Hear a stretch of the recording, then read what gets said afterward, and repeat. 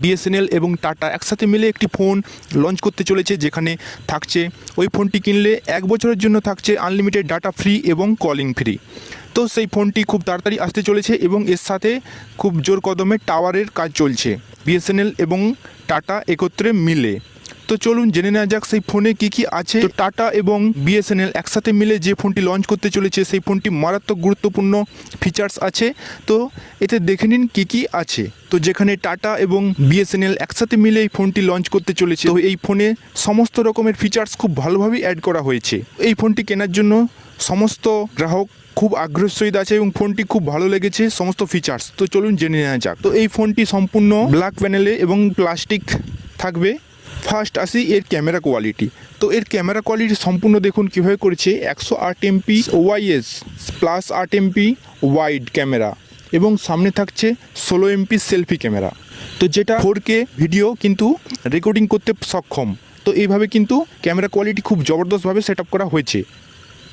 তো এর সাথে থাকছে সাইড ফিঙ্গারপ্রিন্ট সেন্সর, ডিসপ্লে থাকছে 6.7 FHD plus 120 Hz AMOLED plus হচ্ছে গরিলা গ্লাস এর সাথে একসাথে সেট আপ করা থাকছে।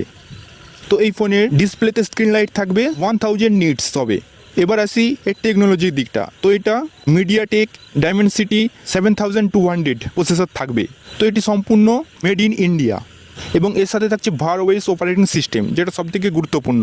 তো যেহেতু টাটা আর বিএসএনএল একসাথে কাজ করতে চলেছে, তো এই ফোনটি সবথেকে গুরুত্বপূর্ণ ফোন এবং এর অপারেটিং সিস্টেমগুলো অ্যাড করা হয়েছে।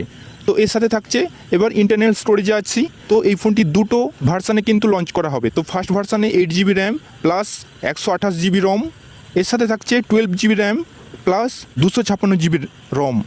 তো আপনাদের যেটা আপনারা দেখবেন সেটা আপনারা কিনবেন।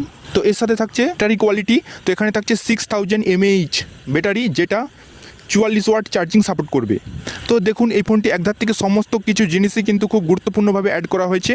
যেহেতু এখানে আগেও বলেছি যে দুটো কোম্পানি অ্যাড হয়ে কিন্তু কাজ করছে, তো সেখানে কিন্তু এই ফোনটির জবরদস্ত ফিচার্স কিন্তু অ্যাড করা হয়েছে। 108 MP ক্যামেরা এবং 6000 mAh ব্যাটারি কিন্তু অ্যাড করা হয়েছে।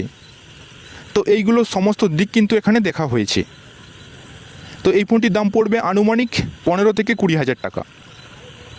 তো এই ফোনটি লঞ্চ হবে 2024 সালের শেষ, না হলে 2025 সালের ফার্স্ট।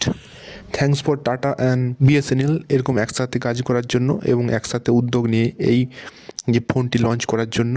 তো সাধারণ মানুষদের পক্ষে খুবই উপকারী এই ফোন, কম দামে সাশ্রয় হবে আপনাদের টাকা।